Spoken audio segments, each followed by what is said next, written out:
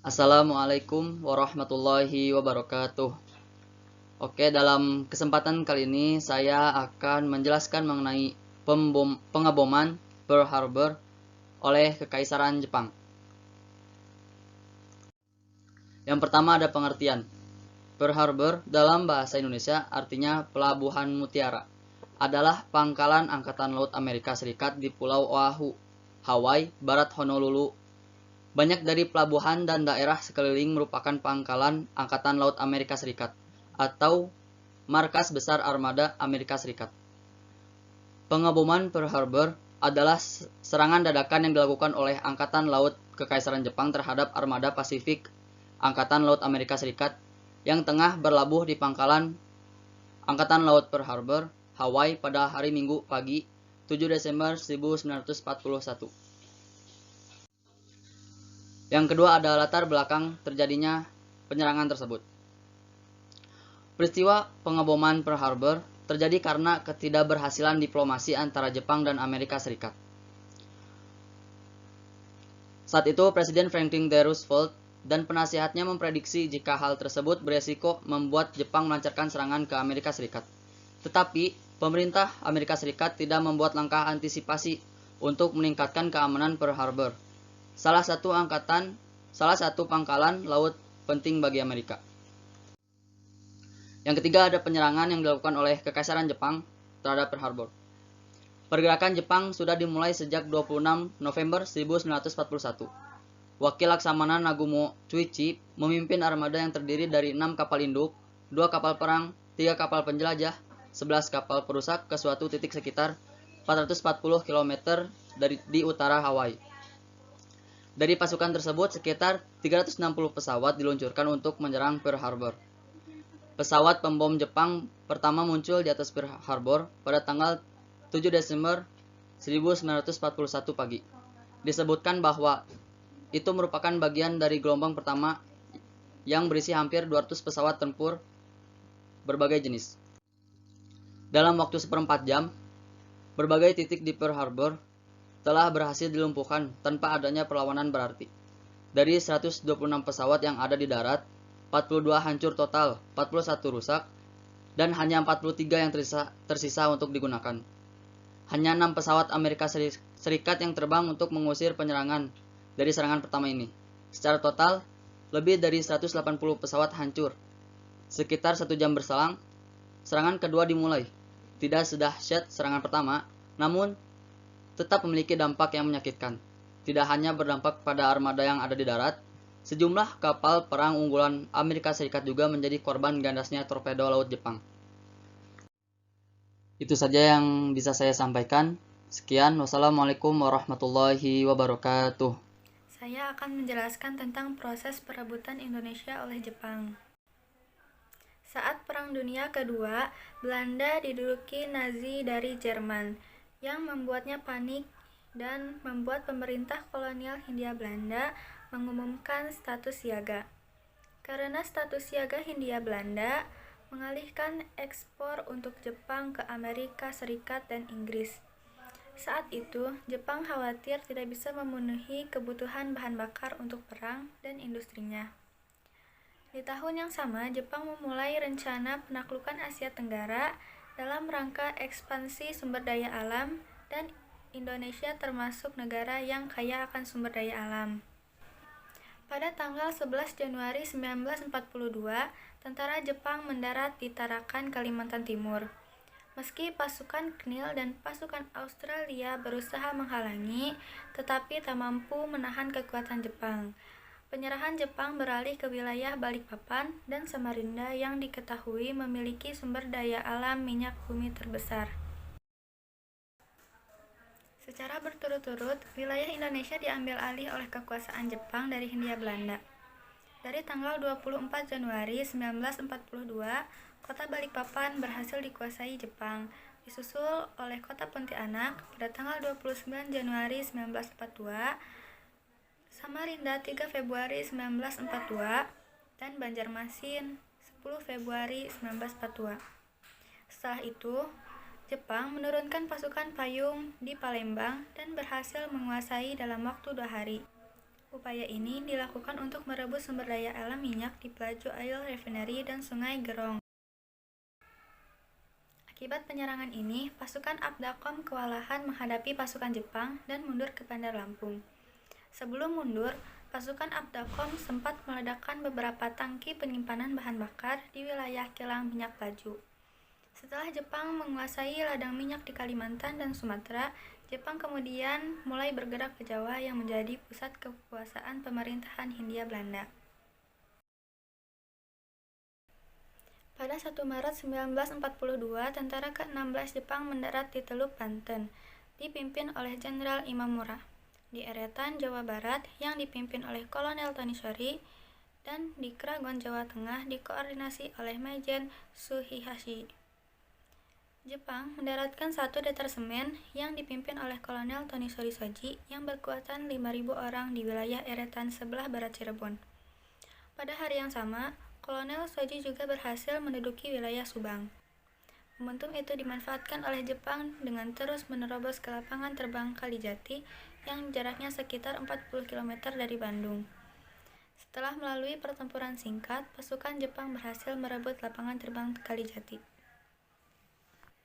Pada tanggal 2 Maret 1942, tentara Hindia Belanda berusaha merebut kembali wilayah Subang yang dikuasai pasukan Jepang, tetapi Kolonel Hindia Belanda tidak berhasil. Pada tanggal 3 Maret 1942, adanya serangan balasan kedua atas wilayah Subang yang dilakukan oleh pasukan Hindia Belanda, namun tidak berhasil juga. Akhirnya, tentara Hindia Belanda berhasil dipukul mundur oleh pasukan Jepang. Pada tanggal 5 Maret 1942, pasukan Jepang melakukan penyerangan ke wilayah Batavia yang dipimpin oleh Letnan Jenderal Imamura, serta didukung oleh Satuan Udara untuk membombardir Batavia. Sementara, pasukan Belanda di Batavia yang terdiri dari tentara Kenil dan dipimpin oleh Mayor Jenderal Schilling yang berjumlah hanya seperempatnya, sehingga dengan mudah dikalahkan oleh pasukan Jepang. Namun, di balik kekalahannya, mereka memperlakukan politik bumi hangus, yaitu dengan membakar pelabuhan Tanjung Priok. Setelah itu, Belanda mundur ke arah Bandung, sehingga wilayah Batavia dijadikan markas besar tentara ke-16 pasukan Jepang yang dipimpin oleh Jenderal Imamura. Setelah jatuhnya Batavia, tentara Jepang langsung bergerak ke arah selatan dan berhasil menduduki Bitterzong di wilayah Bogor. Pada waktu yang sama, tentara Jepang bergerak dari arah Kalijati untuk menyerang Bandung dari arah utara. Untuk menghadapi pasukan Jepang, Sekutu mempersiapkan tentara gabungan Abdakom. Di Jawa Tengah disiapkan 4 batalion infanteri, di Jawa Timur terdiri dari 3 batalion pasukan bantuan Indonesia dan 1 batalion marinir, ditambah satuan-satuan dari Inggris dan Amerika. Tentara Jepang mendarat di Jawa Barat dengan jumlah yang besar. Mula-mula digempurkannya pertahanan Belanda di daerah Ciater, sehingga tentara Hindia Belanda mundur ke Lembang dan menjadikan Lembang sebagai tempat terakhir.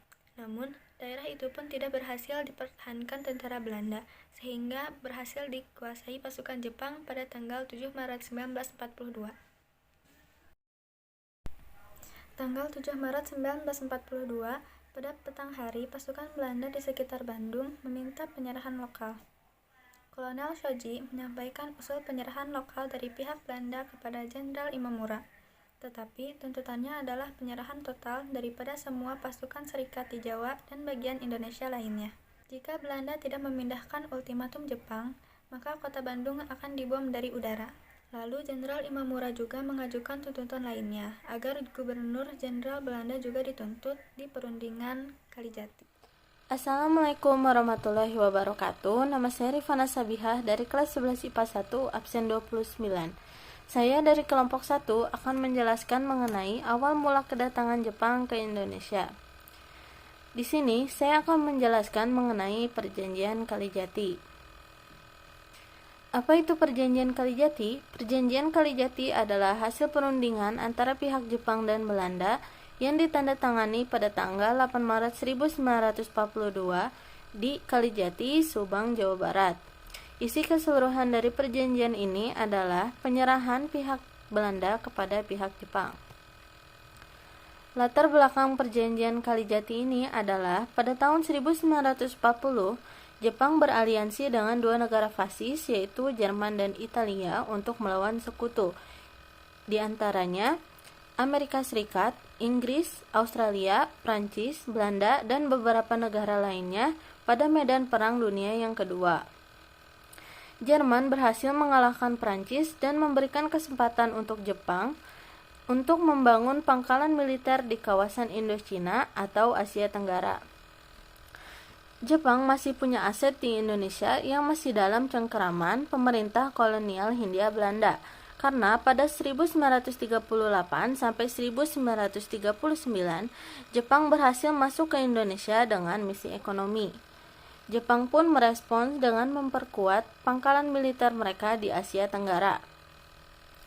Bahkan pada tanggal 7 Desember 1941, pasukan Dai Nippon mendadak menyerang Pearl Harbor, yaitu pangkalan militer Amerika Serikat yang berada di Hawaii.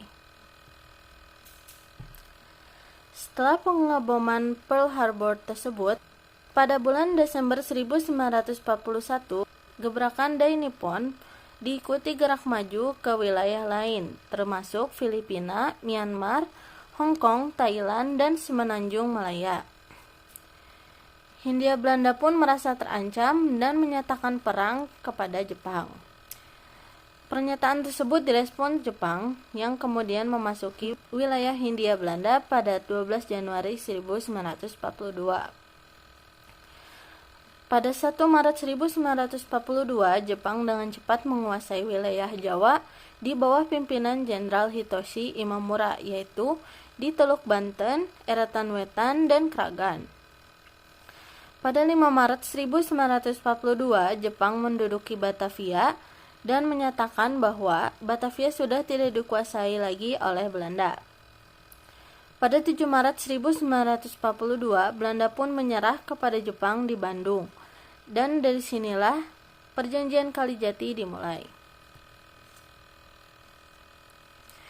Isi Perjanjian Kalijati. Pada pertemuan yang dilangsungkan pada tanggal 8 Maret 1942, disepakati bahwa Angkatan Perang Belanda menyerah tanpa syarat kepada Jepang. Setelah perjanjian ini, Belanda harus merelakan wilayah Indonesia menjadi jajahan Jepang yang baru. Perjanjian ini pun berlangsung cepat dan tidak banyak intervensi.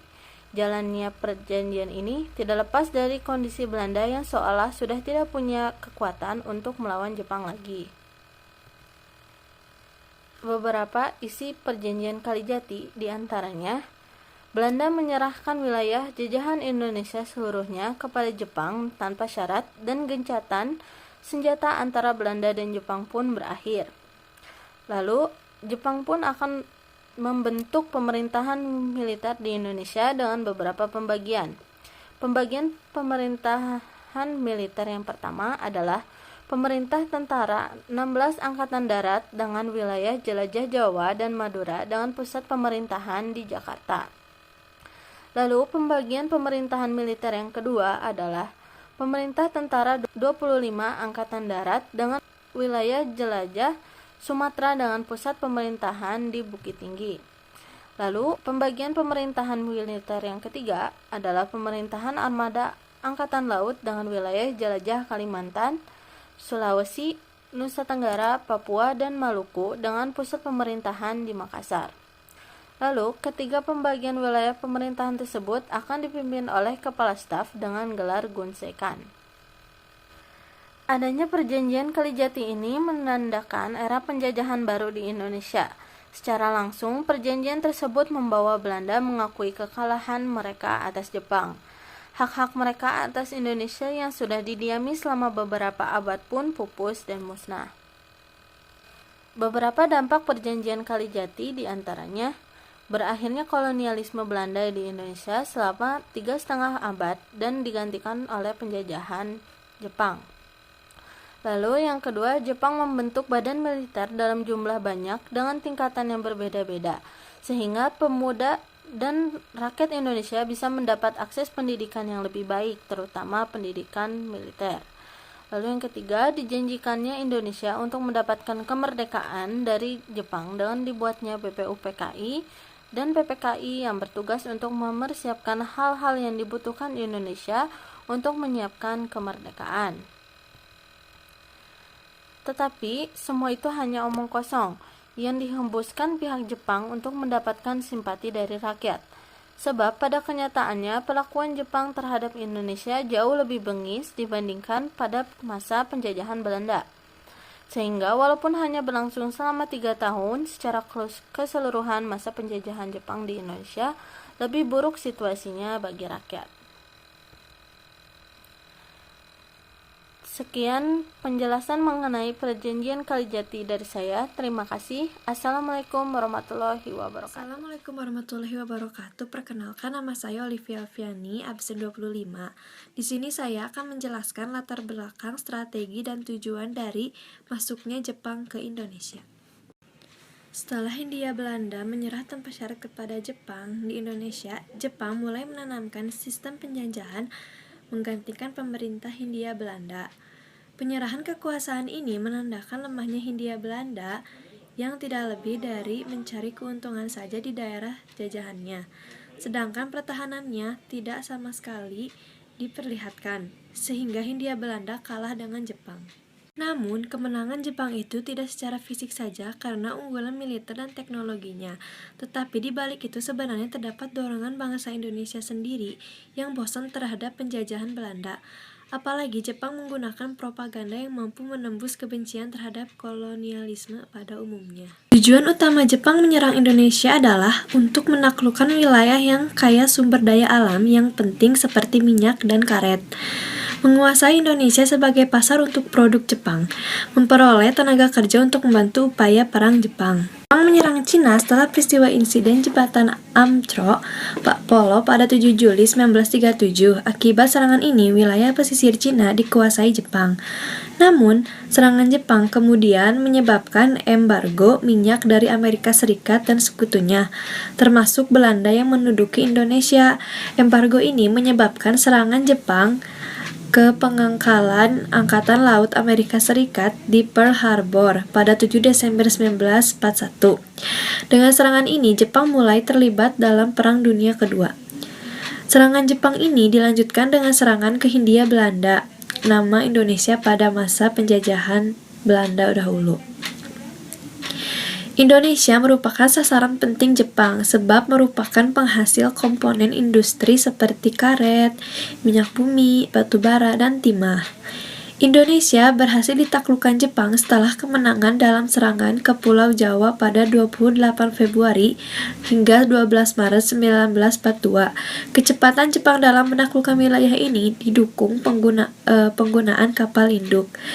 Jepang menggunakan pesawat yang diluncurkan oleh kapal induk untuk bisa menyerang jarak yang lebih jauh dan ketepatan yang lebih besar. Pesawat berbasis kapal induk ini dengan mudah menghancurkan armada laut Inggris dan Belanda di Asia Tenggara, terutama pada pertempuran Laut Jawa tanggal 27 Februari 1942. Selain kemampuan militer, cepatnya Jepang menguasai Indonesia juga didukung propaganda untuk merebut dukungan rakyat Indonesia. Awalnya, Jepang disambut baik karena dianggap sebagai pembebas dari Belanda. Jepang membebaskan tokoh nasional yang ditahan Belanda dan memberikan posisi di pemerintahan pada penduduk Indonesia.